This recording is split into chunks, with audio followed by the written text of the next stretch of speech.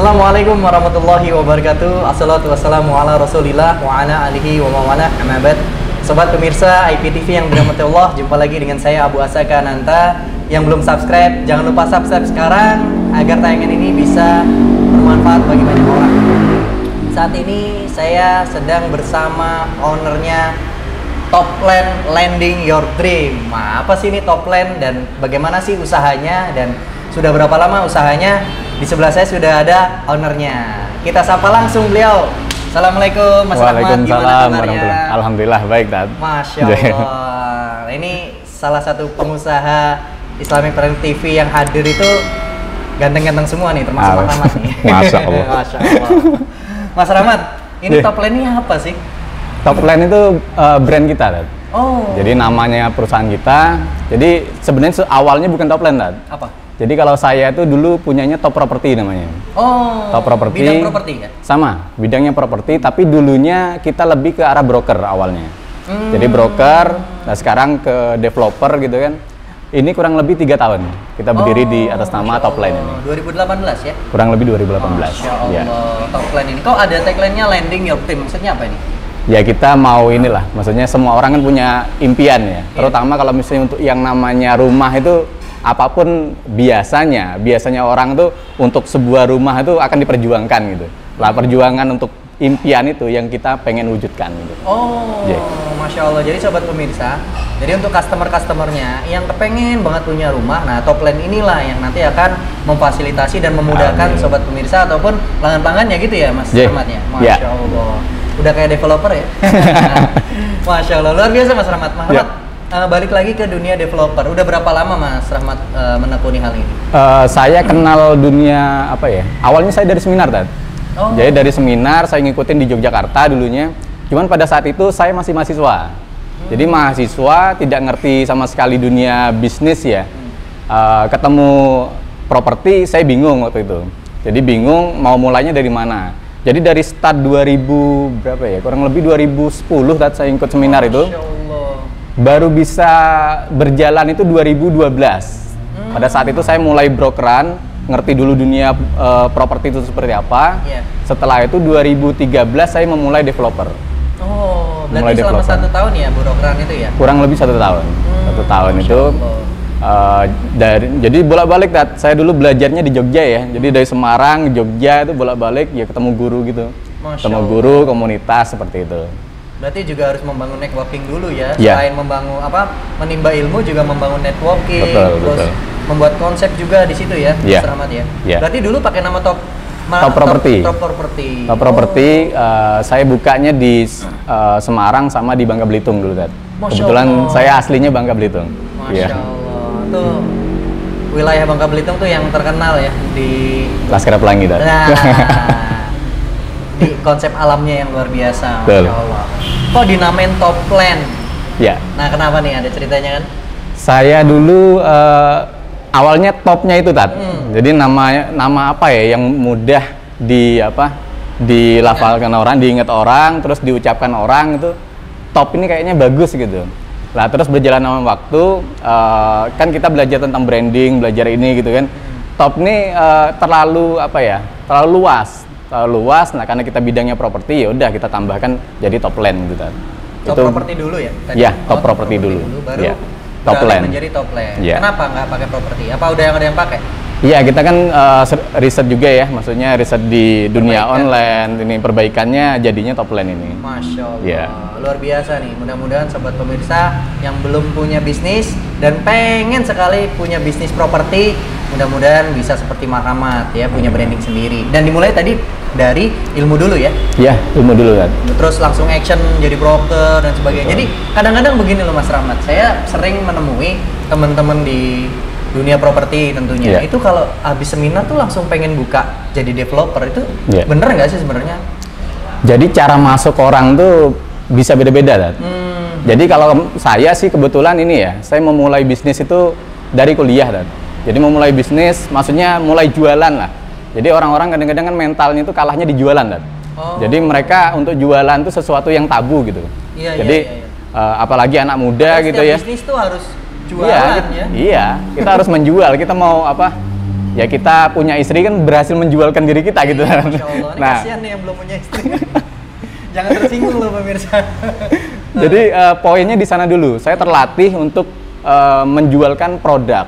Jadi menjualkan produk ya semenjak kuliah. Saya kuliah di Jogja di UII, Jurusan apa mas? di ini manajemen ekonomi. Oh Masya Allah. Ya. Setelah itu saya mulai memimpin inilah. Jadi ada memulai memimpin orang gitu, Jadi dari 10 sampai ya ratusan orang lah. Alhamdulillah waktu itu masih umur belasan tahun, belasan tahun. Dari berbekal itu yang saya terapkan di bisnis properti. Jadi ada ilmu selling, ya ilmu selling, ilmu leadership, public speaking, saya pelajarinya di sana. Masya Allah. Pantas ngomongnya tuh santai, tenang gitu ya.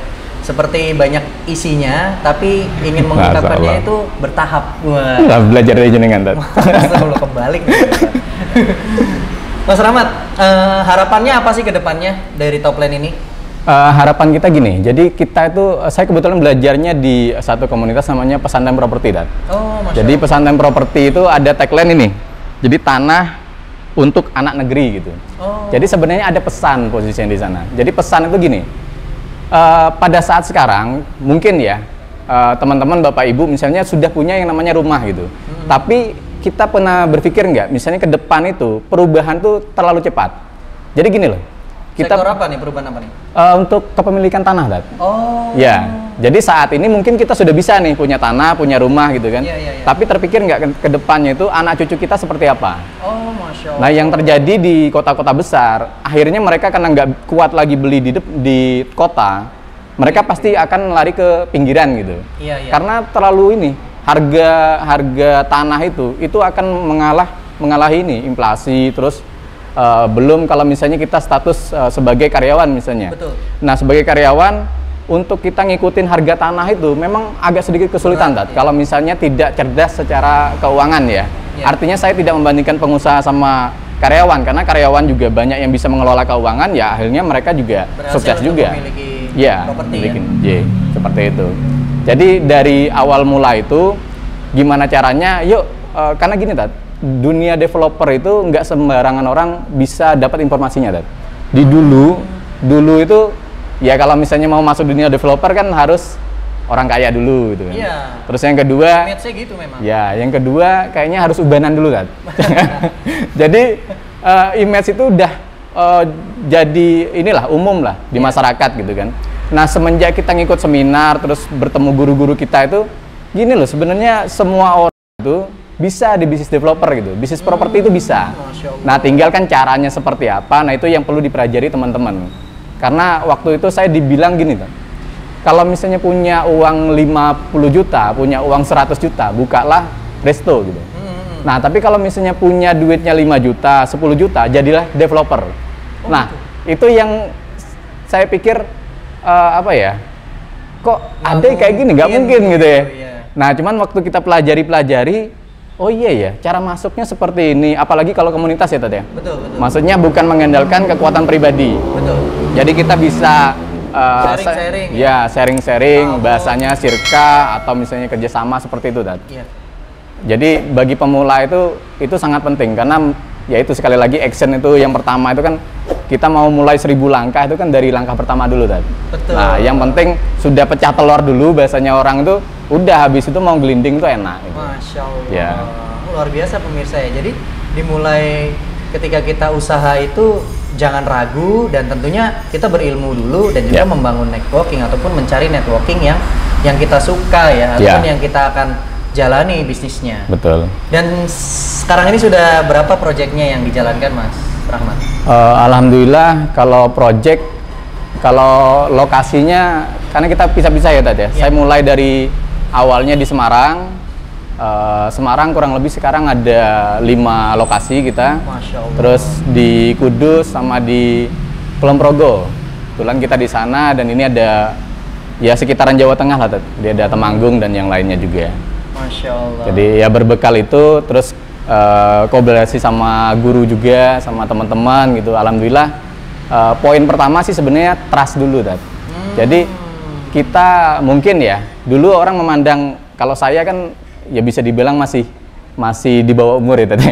Jadi untuk seorang pengusaha itu Rahmat ini bisa apa gitu kan. Lah, cuman pada saat itu karena saya berbekal juga berguru sama yang senior gitu ya. Nah, dari sana saya bisa kolaborasi sama mereka. Masya Allah. Dan ujung-ujungnya timbul yang namanya trust dari pemilik pemilik tanah, terus dari investor dan yang lainnya juga. Masya Allah, itu teknisnya itu memang luar biasa dan setiap manusia itu pasti melalui prosesnya. Betul kan. Balik lagi ke pertanyaan yang agak menggelitik nih Mas Rahmat. Gimana? Kan sekarang banyak nih properti-properti yang syariah gitu. Itu bedanya apa sama Topline? Atau Topline sendiri memang sudah syariah? Kalau branding kita tidak membrandingkan properti syariah, Tat. Oh, gitu ya? Cuma kita pengennya itu karena gini, Tat. Kalau misalnya cuma sekedar label aja, itu saya takutnya orang cuman lihatnya labelnya aja, Tat. Tapi di sini dalamnya itu benar apa enggak posisinya gitu. Iya. Nah, makanya kalau kami biasanya tetap setiap kita program itu kita tanya dulu. Jadi kebetulan kan kita punya ustadz juga, punya guru gitu kan. Setiap kita bikin skema itu tanya dulu, Tat, ini benar apa enggak gitu ya. Nah, jadi ya itu sebagai rambu-rambu kami. Jadi kalau misalnya salah, misalnya kayak Ustadz Ananta kita konsultasi, Mas ini akadnya salah nih. Nah, kita berusaha memperbaiki. Berarti ada juga ya beberapa perbaikan seperti itu ya? Iya, perbaikan seperti itu. Salah satunya apa Mas Rahmat? Ya, pertama poin sirkah ya. Banyak yang sirkah ini, banyak yang salah dalam, ya sirkah sih mereka pahamnya kerjasama gitu. Tapi di balik sirkah itu seperti apa kan banyak, Tat. Yang belum paham. Yang belum paham, gitu betul. Ya? Nah itu yang tahunya bagi hasil aja. Betul. Bagi untungnya enggak gitu.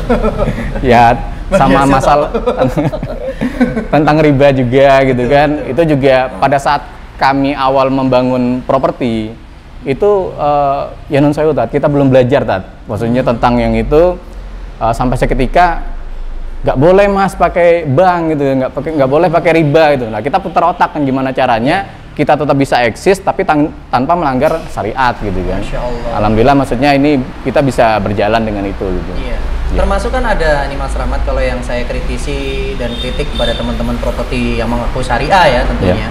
Itu seringkali mereka itu menggunakan konsep-konsep atau skema al-kali bil kali. Nah itu yang saya kritisi ke teman-teman. Karena apa? Al-kali bil kali itu kan, jadi contohnya properti yang tadi ya Mas Rahmat tadi nyebutin punya uang 5 juta aja tuh bisa gitu ya. Ya memang untuk DP tanah misalkan seluas 1000 meter, apalagi pemilik tanah trust ya kepada Mas Rahmat ataupun yang lainnya, akhirnya dilepas dengan DP 5 juta yang nanti akan dibayar secara tempo. Namun ketika itu nanti sudah dibuat kaflingan, itu dijual dengan cara utang tempo juga lagi gitu. Nah ini yang saya kritisi gitu ke teman-teman. Nah mungkin tayangan ini juga bagian dari kita mengedukasi ya Mas Rahmat ya, termasuk siapapun lah pengelola developer properti syariah gitu ya, bahwasannya hal-hal seperti ini memang sudah dilarang gitu dan akan menyebabkan sengketa gitu loh. Karena tadi menjual hutang dengan hutang itu yang tidak diperbolehkan di dalam syariat Islam. Nah sejauh ini kira-kira gimana dengan Topline ataupun teman-teman Mas Rahmat sendiri?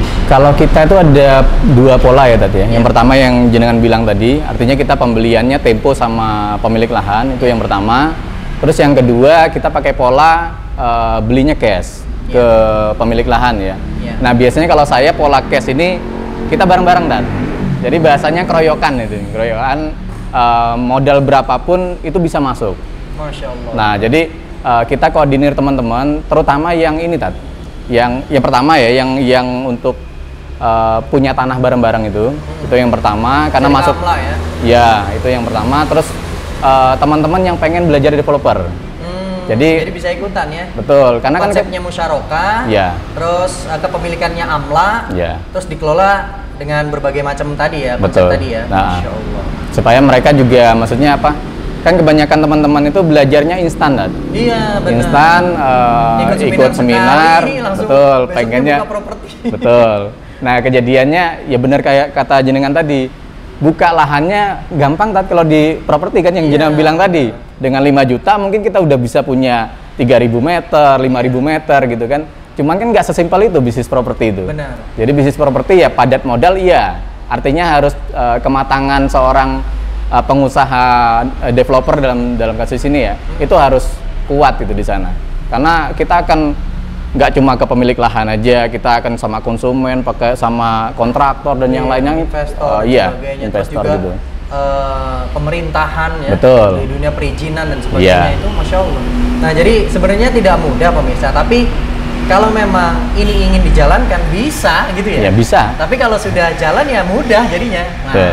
itulah sesimpel itulah kalau kita berbisnis, jangan pernah berpikiran bersuudon kita itu nggak bisa, Ya. takut. Ya mungkin kalau takut itu relatif sifat manusia. Ya. Tapi kalau kita sudah menjustifikasi, nggak bisa, ini Ya.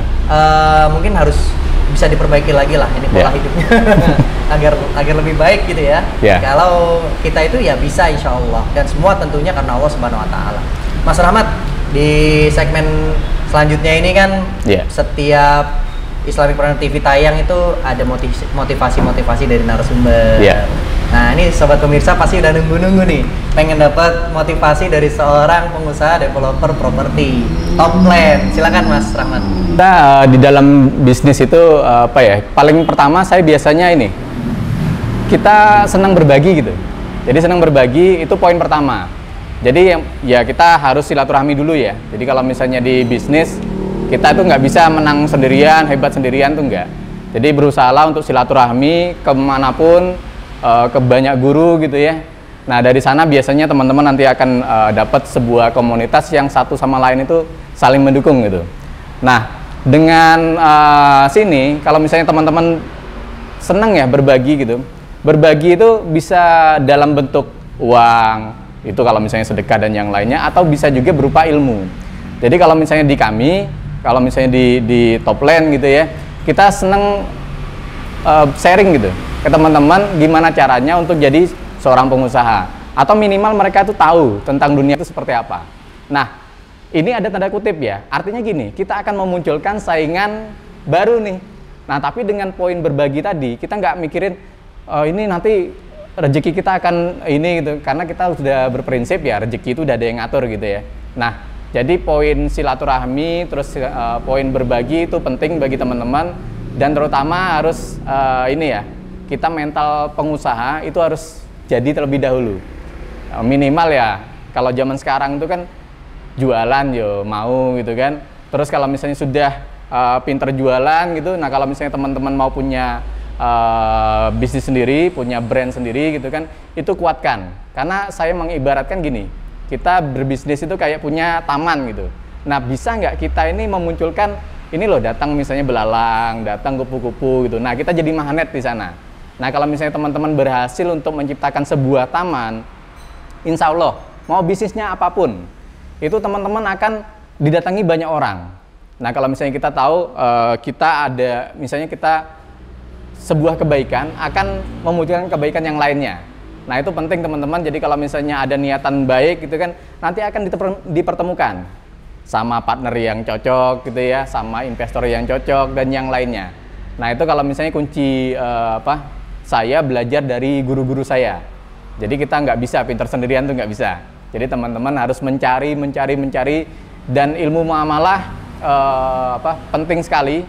Kita sudah dari dulu tuh mungkin ini jadi hal sepele, tapi pada saat kita ngikut kajian, wah ini harus mutlak ini, jadi wajib. Jadi sebelum masuk pasar itu ya pahami dulu hukum muamalahnya terlebih dahulu, supaya kita nggak kejedot-jedot gitu.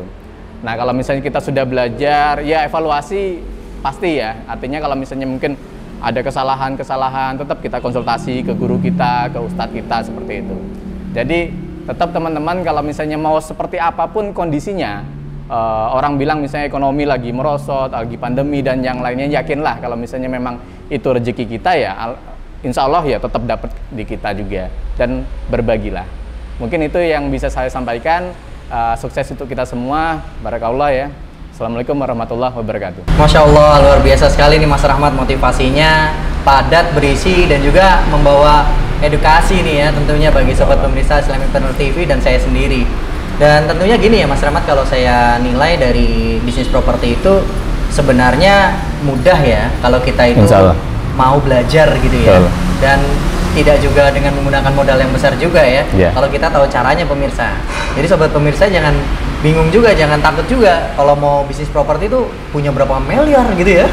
Enggak juga ya. Iya, enggak juga. Iya, Mas Rahmat berapa nih mulai waktu awal-awal buka? Saya mulai ya karena dari broker dulu ya Tad ya. Yang broker apa yang developer nih Tad? Developernya, Developer. Kalau developer saya mulai sekitar 200 Tad.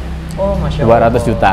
Tapi itu dulu ya tahu sendiri Tad, mau seperti apa permodalannya gitu kan. Jadi sebenarnya bisa di ini ya, apa namanya, di anulir ataupun direvisi ya kalau memang nggak harus 200 juta, bisa 100 juta, dan bahkan teman saya sendiri juga ada yang bermulai itu dari 15 juta Mas.